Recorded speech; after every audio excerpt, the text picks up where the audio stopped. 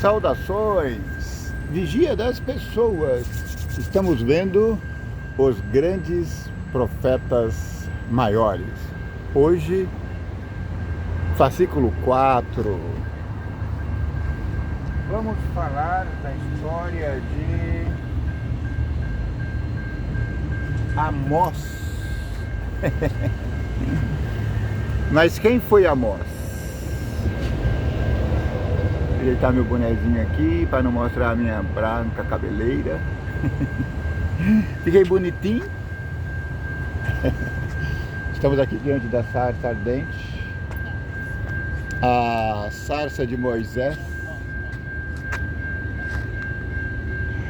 Muito bem. Deus já tinha mandado Oséias, já tinha mandado Joel, e agora ele falou assim: eu preciso de alguém para mandar. Quem vou mandar? A quem enviarei? Aí Isaías correu e falou: eu, Senhor, manda eu. Não. Deus olhou para baixo. Quem que ele viu? Um profeta chamado Amazias, corruptor ao extremo. Aí Deus mandou chamar um homem chamado Amós. Amós,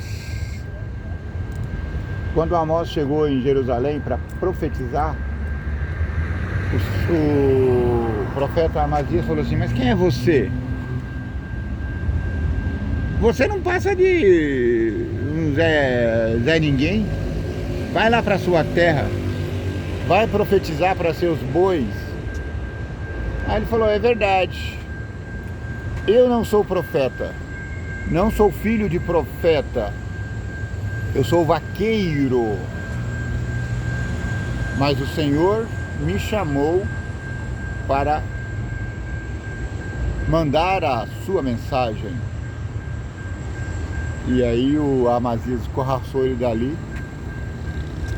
Mas então o Amós começou a ter as primeiras visões. O Senhor falou assim, com todo respeito, Senhor, o Senhor me parece o malvado favorito. Ele falou assim: eu vou mandar uma nuvem de gafanhoto com dentes de leão. Amós falou: não, Senhor.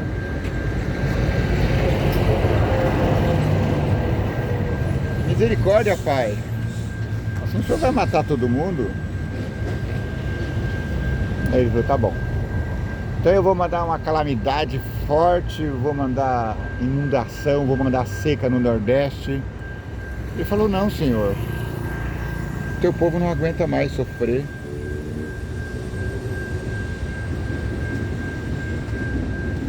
Aí Deus falou assim: tá bom, Moisés. Moisés não, perdão. Tá bom, Amós. Me traga um prumo. Prumo, Senhor? O que é isso? Sou boieiro. Pede uma canga. Pede um sacrifício, como o Senhor pediu para Eliseu, por exemplo.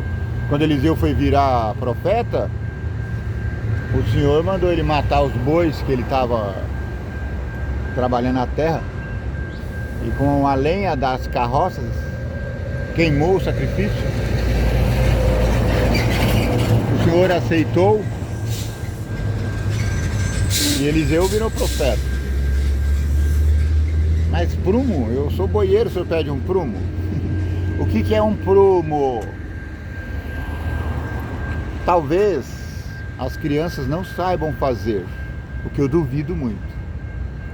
Mas certamente bebês de colo podem usar um prumo. Ó. Como o Amós não tinha prumo porque ele era boieiro, ele falou, ele improvisou. Então eu achei essas peças aqui pelo caminho. Isso é um prumo. O prumo é um pêndulo, um peso amarrado numa corda e sustentado por um outro objeto que tem a mesma largura do prumo. Tá vendo? Então você coloca na parede. Vamos supor que eu seja a parede. Vamos ver se eu estou no prumo. Aí coloca em cima assim e vai descendo o prumo. Tá vendo, ó? Ó. Colocou aqui, peraí. Ó. Coloca e vai descendo o prumo.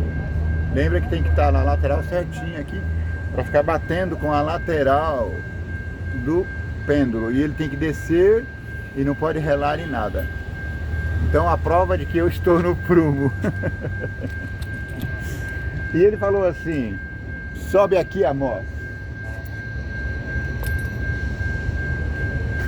E Amós subiu no templo. Ele disse: pega esse prumo e mede, vê se a construção está bem aprumadinha, vê se a construção está bem retinha na vertical. O prumo é isso, saber se você está reto na vertical. Enquanto o nível, observa se você está reto na horizontal. O prumo, vê se você está reto na vertical. Então o prumo vê como está a sua vida diante de Deus. E o nível vê como é que está a sua vida diante das pessoas, com os seus irmãos. E aí ele mediu e falou assim: tá meio penso. O que acontece quando a construção está pensa? Ela cai. Então Deus diz a Amós: essa construção será abalada. Os restos de tijolos vão cair sobre os profetas, sobre os sacerdotes que estão lá dentro, falando mentira de mim. É isso. Eu aproveitei e fiz aqui eu peguei a Bíblia da editora Paulus, editora católica, e peguei todos os profetas e li sobre todos os profetas o título que eles colocaram. Então eu tentei trazer para a nossa linguagem, a linguagem nossa. Então eu vou ler bem rapidinho, sem muitas delongas, para que o vídeo não fique muito longo. Quanto mais longo, menos gente menos gente vê, ou menos gentes vê. Oséias quer dizer o dia do Senhor, contra todos os povos, escuridade.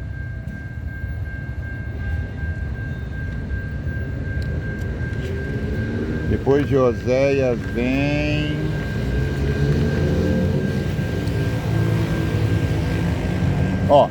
os grandes profetas.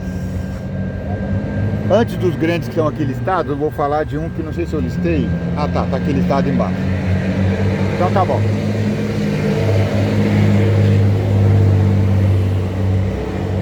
Oséias, Deus é amor fiel. Joel, dia do julgamento. Amós, contra a injustiça, vamos medir o povo de Deus. Jonas, Deus não conhece fronteiras. Chegou uma hora que Deus falou assim: eu amo todo mundo, eu amo o Egito, eu amo Babilônia, eu amo Nabucodonosor, eu amo Herodes, eu amo Hitler. Deus não tem controle. Deus ama a petralhada do mundo. Por isso que ele é Deus, não nós. Miqueias, direito dos povos. Naum, a ruína dos maus. Abacuque, o justo vai viver pela fé. Sofonias, aos homens da terra. Ageu, como restaurar a terra. Zacarias, Deus está aqui. Malaquias, uma religião verdadeira. Isaías, a santidade de Deus. Jeremias, uma nova aliança. Ezequiel, um coração novo para o homem mortal. Eu gostei dessa. O homem mortal foi eu que inventei, tá? Porque o livro de Ezequiel sempre começa assim, os capítulos. Homem mortal. E eu gosto de ouvir na voz do Cid Moreira, o incomparável. Então Ezequiel é um coração novo para um homem mortal. Então lembre-se, homem mortal. Nós somos mortais. Daniel, Deus vencerá. Obadias, contra a falta de solidariedade. João Batista, sim, João Batista, o evangelista. Qual é o tema dele? Aliás, João Batista, não evangelista. João Batista, olha o tema dele. Eis o Messias. Agora vem o João Evangelista. O que ele fala na sua profetagem? Ele diz: o Messias é Deus. Muito bem, feito isso, vamos. Oséias. Eu faço um resuminho aqui, tá tudo escrito aqui, mas eu fico com a língua coçando para pegar o texto bíblico. Estou acostumado a ir lendo, sabe?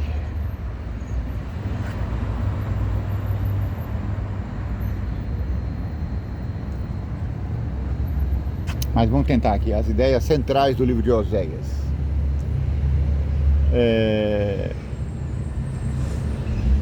Qual é a mensagem de Oséias, do capítulo 1 ao capítulo 4?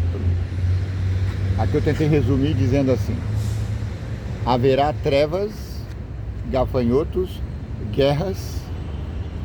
E aí o texto diz: é como se um homem estivesse fugindo de um leão e topasse com um urso. É como se alguém chegando em casa fosse acender a luz e, em vez do interruptor, encontrasse uma serpente e fosse picado por ela. Aí no capítulo 5 e 6 diz: rico sou, de nada tenho falta. Me faz lembrar os homens dos últimos tempos, os homens de Laodiceia.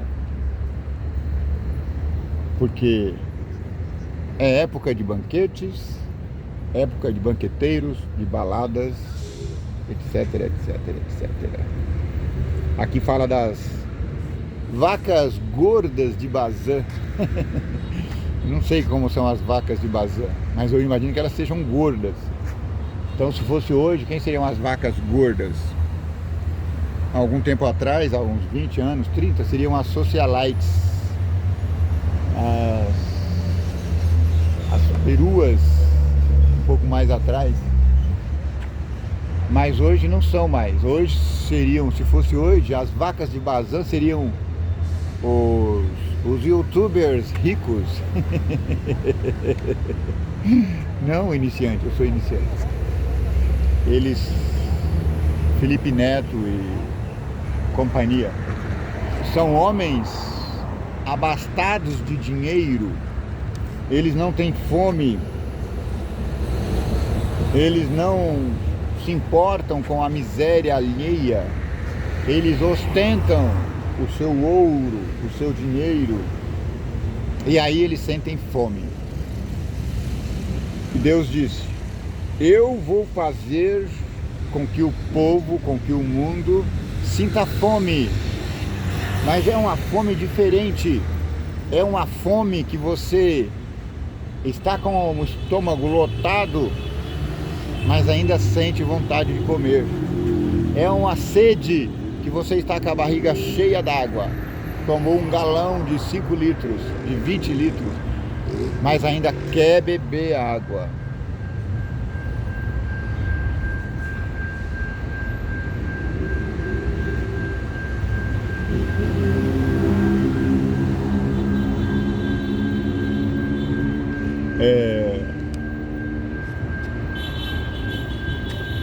Deus, ele vai dizer aqui para Amós que essa fome será tão grande, será muito maior do que as secas de Judá, na época que a família de Ruth foi para Moabe. Vai ser fome maior do que sentiram os de Samaria, quando estavam cercados pela Síria, ao ponto de eles comerem os seus próprios filhos.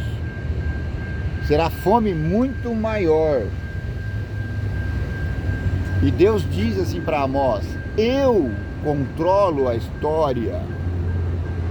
Eu não sou um Deus apático. Eu não estou aqui só observando. Eu estou no controle de tudo. Cale-se.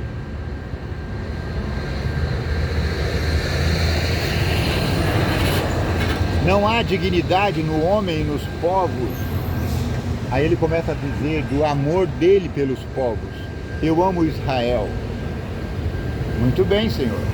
Mas aí ele fala: eu amo o Egito, eu amo Babilônia. Como assim, Senhor? Não estou entendendo. Aí ele fala: é isso mesmo. O amor de Deus não é compreensível para o homem. O homem somos demasiadamente egoístas para compreender como que um Deus pendendo na cruz pode dizer de seus algozes: Pai, perdoa-os. Eles não sabem o que estão fazendo.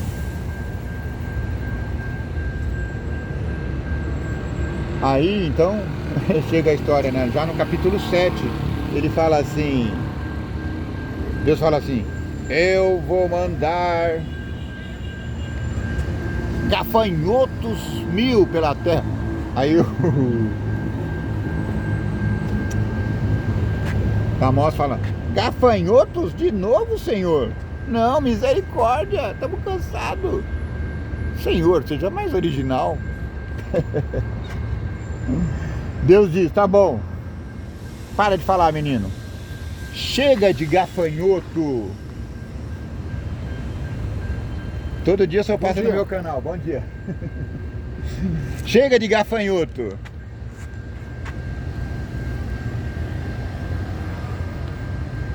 E aí ele fala: eu vou mandar destruição, trovões, relâmpagos, inundações. Aí o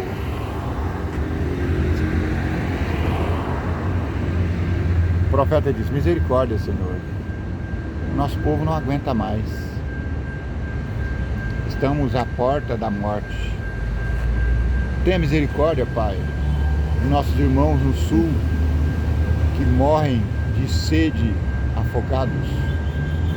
Tenha misericórdia, Pai, dos nossos irmãos do norte que morrem de sede na poeira. E aí então Deus fala: tudo bem, para com isso, vamos ensinar alguma coisa totalmente nova. Olha o caminhão passando. E aí Deus tem a ideia do prumo. Aí a moça fala: mas eu não sou pedreiro. O senhor chamou um boieiro? Quer que eu construa uma parede? Ele falou: não, meu amigo, não quero que você construa uma parede. Eu quero que você apenas meça e veja se ela está no prumo. Ou seja, veja se ela está retinha na vertical. Então ele foi lá e começou a medir as paredes do templo. Mas aí,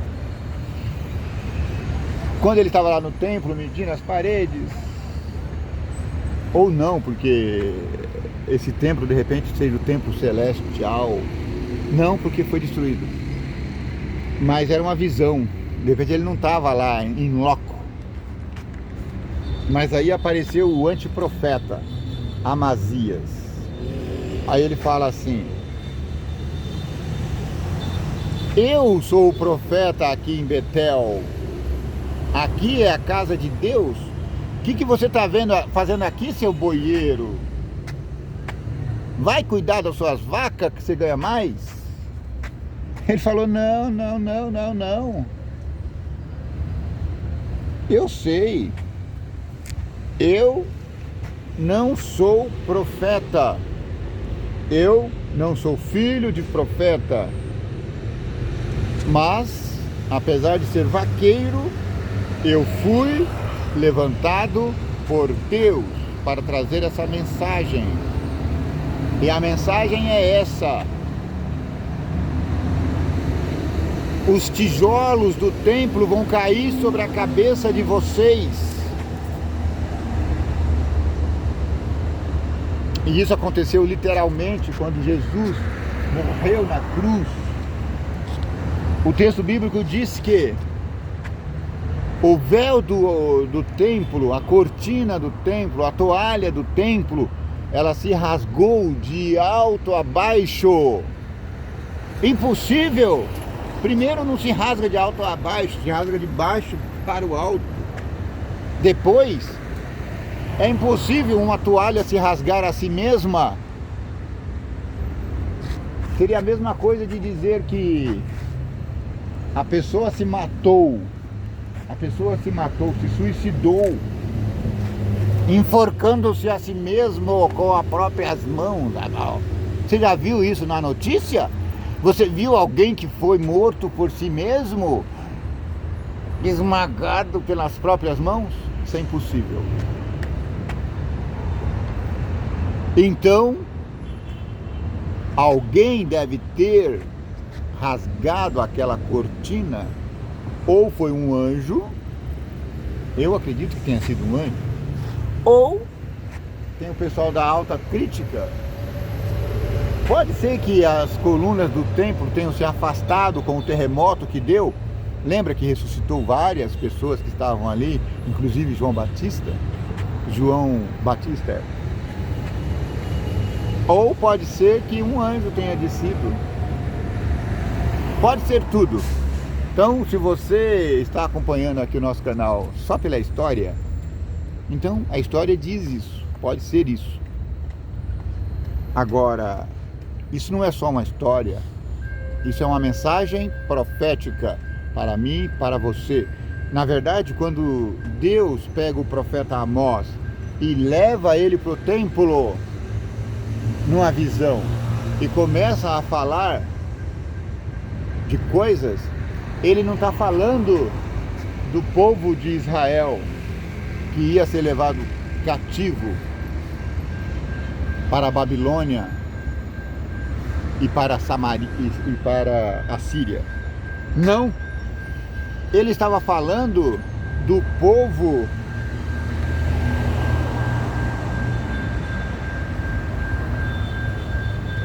dos últimos dias.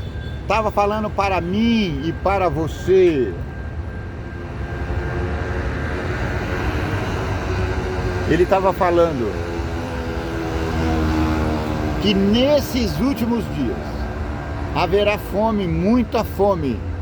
Não fome de pão ou de água, mas haverá fome da palavra de Deus. Então, meu amigo, minha amiga, se essa mensagem está chegando a você e você está com fome da palavra do Senhor, banqueteie-se, aproveite enquanto esse vídeo não é tirado do ar, porque vai chegar uma hora que não vai ter mais esses malucos falando assim na internet. Vai acabar tudo. Vai nessa sua força. Vai acabar tudo, tudo, tudo. E as pessoas correrão de um lado para o outro à procura de uma palavra de conforto, porque elas estarão sedentas de Deus e não terá nada. Aí o profeta diz, o profeta fala assim, para o profeta Amazias. O profeta fala para o antiprofeta Amazias: sua mulher vai virar prostituta. Gente, que tristeza, né? Mulher do profeta rodando bolsinha lá na avenida. Ah, eu tô com vontade de pegar o texto bíblico. Ai, ai, ai.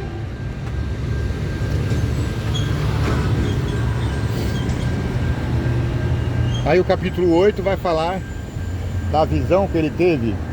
Cestas, fruto maduro. Morte no palácio. Fim dos opressores de Deus. Aqui diz que haverá muito fruto. Vocês vão comer e beber à vontade. Haverá muito vinho, como rios correndo pela cidade. Haverá muita fartura. E ele não está falando de pão aqui. Está falando da fartura da palavra de Deus. A palavra de Deus, a palavra do Senhor, encherá a terra, como as águas enchem o mar.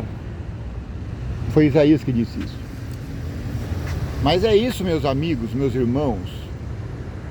Vai chegar uma hora, e já é a hora, em que a palavra de Deus será falada de norte a sul, de leste a oeste do mundo. O povo está perecendo por falta de conhecimento, mas já está chegando o dia, e já chegou, em que a palavra de Deus será aberta e o conhecimento de Deus vai ser espalhado como folhas de outono. Então só vai passar fome de Deus, só vai sentir sede de Deus aquelas pessoas que rejeitarem os seus profetas. No capítulo 9,